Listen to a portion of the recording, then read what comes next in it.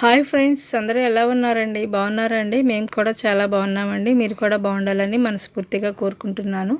చూడండి, నేను frock stitch చేశానండి. ఈ కటింగ్ వీడియో చూపిస్తాను చూడండి. ఈ ఫ్రాక్ చూడండి ఒకసారి. ముందుగా ఇదైతే శారీ, ఓల్డ్ శారీ అండి. ఓల్డ్ శారీతో స్టిచ్చింగ్ చేసిన ఫ్రాకు. అక్కడక్కడ ఈ విధంగా ఫ్లవర్స్ వస్తే దాన్ని ఈ విధంగా వెనక వేసి ఈ విధంగా స్టిచ్చింగ్ చేయడం జరిగిందండి. వెనక కూడా పోట్లీ బటన్స్ ఇవ్వడం జరిగింది. చిన్న పాట్ నెక్లో పోట్లీ బటన్స్ చూడ ఎంత అందంగా ఉన్నాయో. కటింగ్లోకి అయితే వెళ్ళే ముందు మన ఛానల్ ఎవరైనా కొత్తగా చూస్తున్నట్లయితే మన ఛానల్ సబ్స్క్రైబ్ చేసుకోండి. ముందుగా 1 మీటర్ క్లాత్ అనేది బాడీకి తీసుకున్నానండి. 1 మీటర్ క్లాత్ని ఈ విధంగా హోల్డ్ చేయాలి. అంటే హ్యాండ్స్కి వదిలేసేసి కొంత మనకి ఎంత కావాలో అంత మడతలు వేయాలండి. 4 మడతలు రావాలి. అంటే 4 ఫోల్డింగ్స్ రావాలి. 2 మడతల మీద ఉండాలండి. చూడండి, ఈ విధంగా మనం షోల్డర్ అనేది గుర్తుపెట్టుకోవాలి. షోల్డర్ వచ్చేసి నేను 6 పెడుతున్నానండి. వాళ్ళ నెక్కలు అనేవి చిన్నగానే ఉంటాయి, ఎక్కువేమో ఉండవు, పైకి ఉంటాయి కాబట్టి నేను 6 పెడుతున్నాను. అదే కిందకి డీప్ నెక్కలు అలా అయితే 5:30 అలా పెట్టుకోవాలండి. చూడండి, ఆమ్ హోల్ కూడా 6 పెట్టాలండి.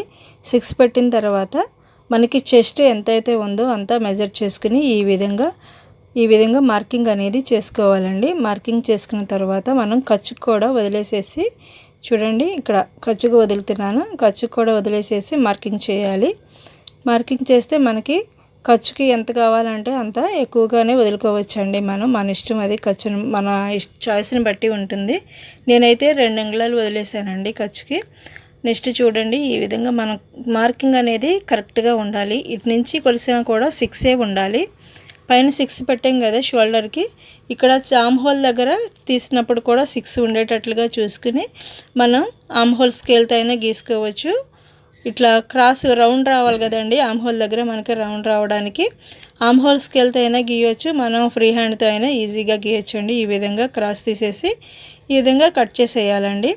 ఇప్పుడు వచ్చేసి నెక్కలు తీసుకుందాము. చూడండి, నెక్కలు వచ్చేసి ఈ విధంగా కొలిసినట్లయితే మనకి నెక్కలు అనేది పర్ఫెక్ట్గా వస్తాయి. ఇది వచ్చేసేసి నెక్ 5 అండి.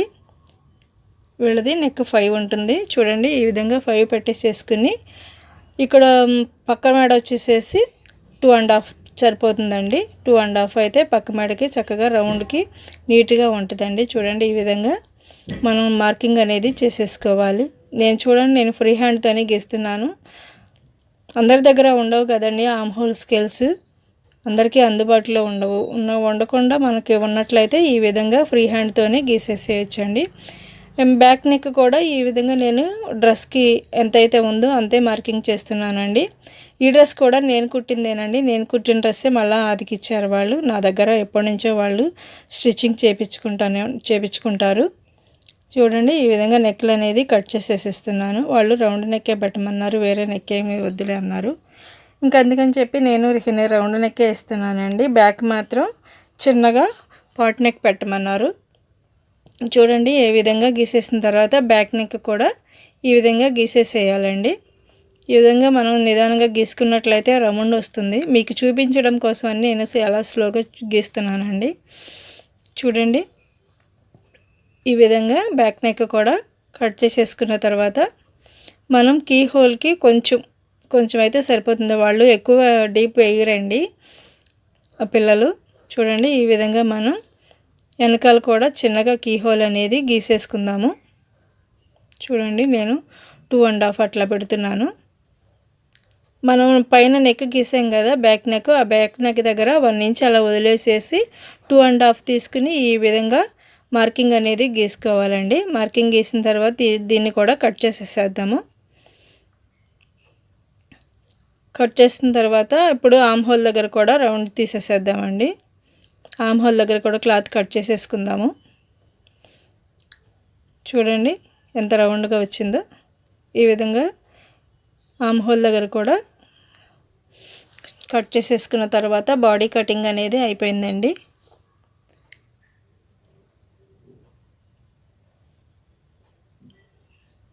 ఈ రెండింటిని సపరేట్ చేసేసుకుందాం.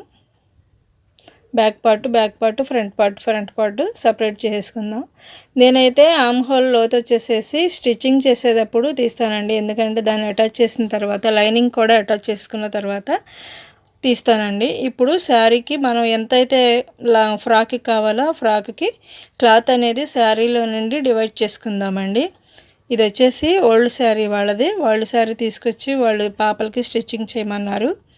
చూడండి ఈ విధంగా.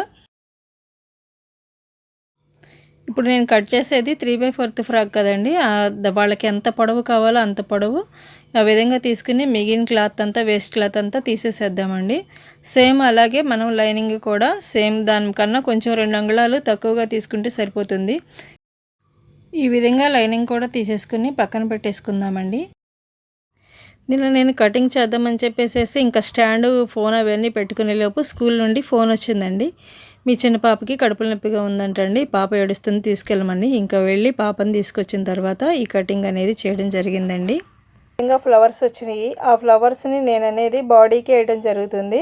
అందుకని చెప్పేసి ఈ విధంగా చూడండి, నేను మనం లైనింగ్ కట్ చేసుకున్నాం కదా, ఆ లైనింగ్ కట్ చేసుకున్న పీసును ఈ విధంగా దాని మీద పెట్టి కట్ చేస్తున్నాను. ఇది ఫ్రంట్ పార్ట్ అండి. ఈ ఫ్రంట్ పార్ట్ నేను ఈ విధంగా కట్ చేస్తాను.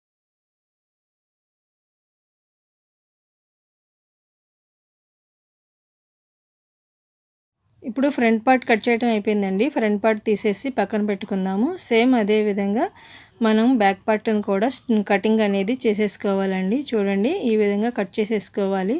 సేమ్ నేను బ్యాక్ కూడా చిన్న ఫ్లవర్ వచ్చిందండి, ఆ ఫ్లవర్ వచ్చేటట్టు కటింగ్ అనేది చేయడం జరుగుతుంది. నెక్స్ట్ వచ్చేసేసి అది మనకి కీ హోల్ ఉంది కదండి, ఆ కీ హోల్ వచ్చేసేసి మనం స్టిచ్చింగ్ చేసిన తర్వాత కట్ చేద్దాము. ఇప్పుడైతే ముందుగా హ్యాండ్స్ కట్ చేసుకుందాము.